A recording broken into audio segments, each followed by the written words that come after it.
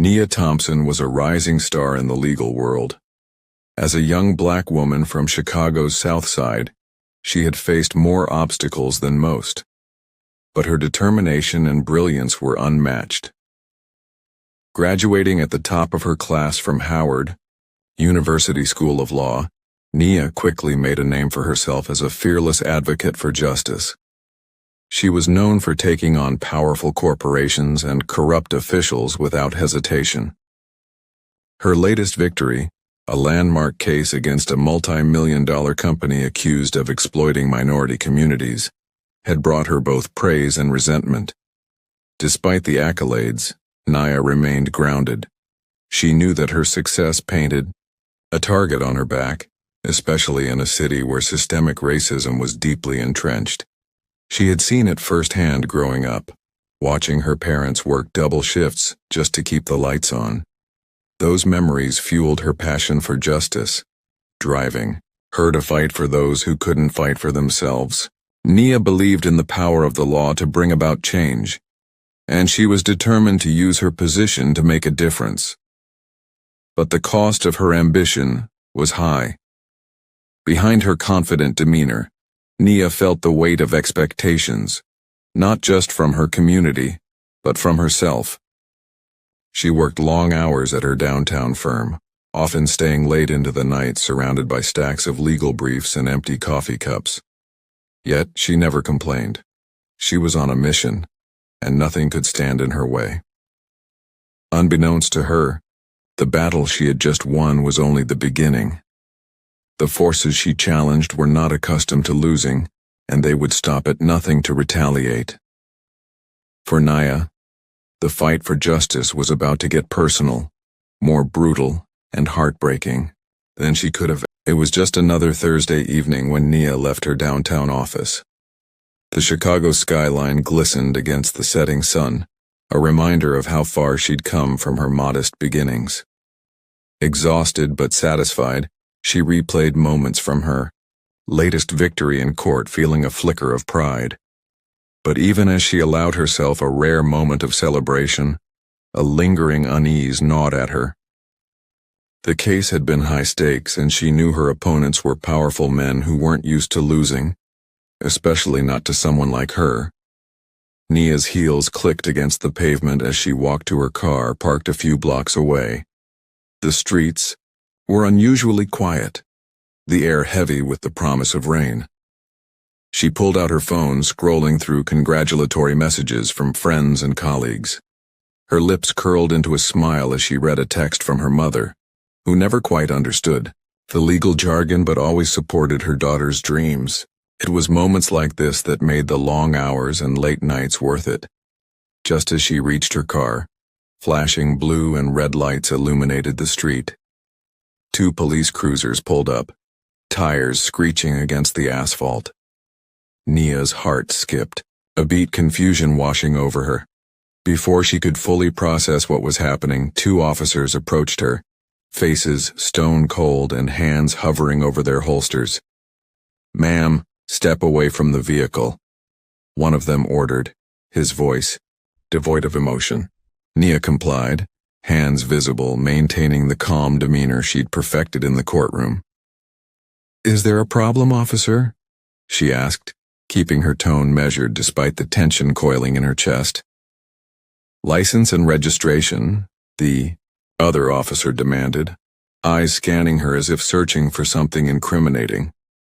Nia handed over her documents, her mind racing. There was no reason for her to be stopped. Her car was legally parked, and she hadn't violated any traffic laws. Yet, the officer's expressions were unmistakably hostile. The first officer's radio crackled and his partner's demeanor shifted. "Ma'am, we need you to step over here," he instructed, moving to handcuff her without explanation. Panic surged through Nia. "Wait, what's this about? I haven't done anything wrong." Her voice wavered, but she fought to stay composed. Ignoring her protest, they forced her wrists behind her back, the cold metal biting into her skin.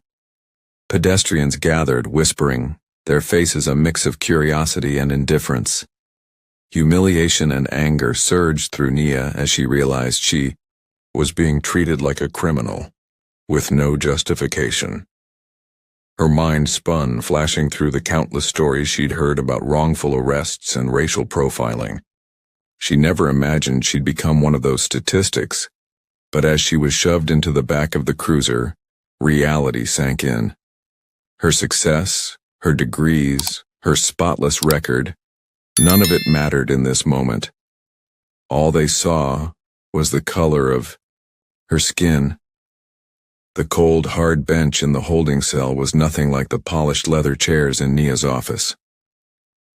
Hours had passed, yet the memory of those cuffs biting into her wrists lingered, raw and vivid. She replayed the arrest over and over in her mind, trying to piece together how a victorious day in court had spiraled into this nightmare. But no matter how she turned it, the answer was painfully clear. They hadn't seen a lawyer, they hadn't seen a respected member of the community. They'd seen a threat. The fluorescent lights above buzzed, casting a harsh glow on the dull, gray walls. Nia's back ached from the rigid posture she maintained, determined not to show any sign of weakness. The air was thick with the stench of sweat and despair, but she refused to let her environment define her. She was innocent, and she would prove it. A guard finally approached, unlocking the door with a metallic clank. "Your lawyer's here," he muttered, avoiding her eyes. Nia's jaw tightened. The irony wasn't lost on her, she was the lawyer. Yet here she was, in desperate need of help. As she entered the small interrogation room, her mentor, Malcolm Reed, stood waiting. His expression was a mix of fury and concern. "Nia, what the hell happened?" he asked, his voice low but urgent. Nia's facade cracked just a little, relief washing over her at the familiar face.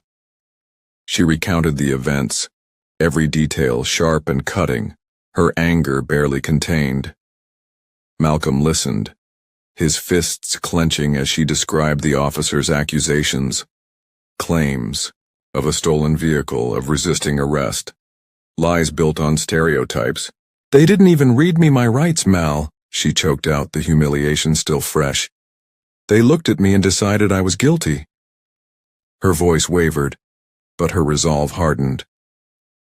"I want to fight this, not just for me, but for every person who's been silenced by this kind of abuse." Malcolm nodded, his eyes blazing. "We're going to make them regret this, but you need to be prepared, Nia. This won't be just about the arrest. They're going to come after your career, your credibility, everything." Nia's chest tightened, but she lifted her chin, defiance sparking in her gaze. "Let them try. They may have humiliated me, but they haven't broken me." Her hands shook, but not from fear. It was anger, a righteous fury ignited by years of witnessing injustice from the other side of the courtroom. Malcolm placed a firm hand on her shoulder. "Then let's get to work. We're not just fighting for your freedom. We're fighting for justice." As they began strategizing, the fluorescent lights felt less oppressive. This was no longer just about clearing her name. It was about confronting a system that had wronged too many for too long. And Nia was ready to fight, not just as a victim but as the powerful advocate she was born to be. The courtroom was packed, every seat filled with faces eager for a spectacle. Reporters lined the back, their pens poised, eyes gleaming with anticipation. Nia stood at the plaintiff's table, her tailored suit impeccable, her posture commanding. Yet beneath the poised exterior, her heart raced. She was no longer just a lawyer. She was the woman seeking justice against the very system she had sworn to uphold. Across the aisle, the two officers sat rigidly, their faces expressionless, Officer Turner and Officer Delgado. Their names were etched in her memory, along with every insult, every shove, every assumption they had made. But today, she would not let anger consume her. Today, she would channel that fury into the weapon she wielded best: her words. Malcolm stood beside her, a steady presence, his confidence unwavering. "Ready?" he asked, his voice low. Nia looked at him, then back at the jury, a diverse group of citizens whose faces she had studied meticulously during selection. This was her chance to reach them, to make them see not just the fact. Nia rose, walking deliberately toward the jury box. "Ladies and gentlemen, this case is not just about wrongful arrest, it's about power. Who has it, who abuses it, and who pays the price?" Her voice was steady, clear, echoing through the silent room. On that day, I was not seen as an attorney, a homeowner, or even an innocent citizen. I was seen as a threat because of the color of my skin. She saw the jurors shift, their gazes fixed on her, absorbing every word. Turning to face the officers, she continued, "They accused me of stealing my own car, of resisting arrest, but I wasn't resisting. I was demanding my rights, and they responded with force, not justice." Nia's eyes didn't waver. "This isn't just my story. It's the story of countless individuals who've been silenced, humiliated, or worse. Today I stand here for them too." She felt her voice crack, raw emotion breaking through. "Because if someone like me, an educated lawyer, can be treated this way, what hope is there for others who don't have a voice?" She let the words hang, the weight of them settling into the room. Turning back to the jury, she concluded, "This case is about accountability. It's about making sure that the power entrusted to protect us isn't used to harm us. It's about justice, not just for me, but for everyone who believes in equality under the law." Nia returned to her seat, her heart pounding. Malcolm gave her a nod, pride evident in his eyes. She had done it. She had told her truth, unflinchingly, unapologetically. Now it was up to the jury. But no matter the verdict, Nia knew she had already won a deeper battle. She had reclaimed her voice, her power, her dignity. And that was a victory no one could take from her. The courtroom was silent as the jury filed back in, their faces solemn, eyes avoiding contact. Nia's heart thudded painfully in her chest, but her face remained composed, every muscle trained to show nothing. Malcolm's hand rested briefly on her shoulder, a grounding touch.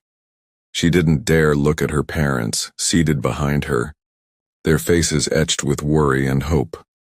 This was it, the moment she had fought for, the moment she feared. "All rise," the bailiff commanded, his voice echoing off the marble walls. Judge Thompson returned to his bench, his expression unreadable. Nia's eyes flicked toward the officers. Turner looked pale, his jaw clenched. Delgado's shoulders were tense, his gaze fixed on the floor. For the first time, they looked human, fallible. She almost felt sorry for them. Almost. The foreperson stood, unfolding a piece of paper with trembling hands. In the case of Nia Parker versus Officers Turner and Delgado, on the charge of wrongful arrest in violation of civil rights. The pause stretched, heavy and electric. "We find the defendants liable." A collective gasp rippled through the room. Nia felt the air rush from her lungs, her knees weakening. She gripped the edge of the table, steadying herself. Liable. The word rang in her ears, reverberating through every fiber of her being. She had won. Justice had been served. Her mother's muffled sob reached her, and Nia dared a glance back. Tears streamed down her mother's face, her father's arm wrapped tightly around her. They had believed in her even when she doubted herself. She turned to Malcolm, who was grinning broadly, his eyes shining with pride. She managed a small, shaky smile in return. Judge Thompson's gavel banged, restoring order. "Officers Turner and Delgado, this court finds you guilty of abusing your authority and violating the civil rights of the plaintiff. You are hereby ordered to undergo mandatory training on racial bias and community relations.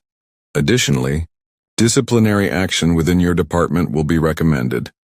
His gaze hardened, cutting through the tension. This court hopes that today's verdict serves as a reminder that no one is above the law, and justice is blind to prejudice. Nia exhaled, a rush of emotions threatening to spill over. Relief, vindication, pride, but also a lingering sadness. This victory wouldn't erase the trauma, the humiliation, or the fear. It wouldn't undo the damage done to countless others who never got their day in court. But it was a start. A step toward accountability. A crack in the armor of systemic injustice. As she left the courthouse, reporters swarmed, cameras flashing, questions bombarding her from all sides. But Nia held her head high, her voice steady as she spoke. This case was never just about me. It was about standing up against abuse of power, about fighting for what's right. Today, justice prevailed. But she walked down the steps, her parents flanking her, Malcolm by her side. The sun was setting, painting the sky in hues of gold and crimson. It felt like a new beginning, a chance to rewrite the narrative. And Nia was ready to keep fighting, ready to inspire change, ready to be the voice for those still unheard. Weeks had passed since the verdict, but the impact of Nia's victory continued to ripple through the community. Her story became a beacon of hope, a testament to resilience and justice. Yet for Nia, the journey was far from over. The memories of that night still haunted her. The cold metal of the handcuffs, the suffocating fear, the humiliation. Winning the case hadn't erased the pain, but it had given her purpose. Standing at the podium of a packed auditorium, Nia looked out at faces filled with anticipation and admiration. Community leaders, activists, students, people who had been inspired by her courage. She took a deep breath, the weight of responsibility settling on her shoulders. Change doesn't come easy, she began, her voice steady. It takes courage, persistence, and a willingness to fight even when the odds are stacked against you. The audience was silent, hanging on her every word. I stood up because it was the right thing to do, but this fight isn't just mine, it's all of ours. It's about making sure no one else has to feel powerless. It's about accountability, justice, and dignity. Her voice wavered slightly, raw with emotion. We must keep pushing for reform, for equality, for a world where the color of your skin doesn't determine your fate. Applause erupted, powerful and unifying. Nia's heart swelled with determination. This wasn't the end of her story. It was just the beginning. She had found her voice, and she would use it to challenge injustice wherever it lurked. As she stepped off the stage, Malcolm met her with a proud smile, her parents' eyes gleaming with pride. Together they would continue the fight, turning pain into power. Nia's story is not just about her journey to reclaim personal justice, but also about powerful lessons of resilience and courage. It reminds us that injustice can happen at any moment, but staying silent only allows it to continue. Sometimes, standing up for our rights isn't just about protecting ourselves. It's about paving the way so that others won't have to endure the same struggles. The most important message is the power of one's voice. Every individual has the ability to create change when they dare to speak out against injustice. The story also encourages solidarity and community support, because no one should have to fight alone. To build a just society, we must persist in our fight, confront our fears, and transform them into motivation for positive change.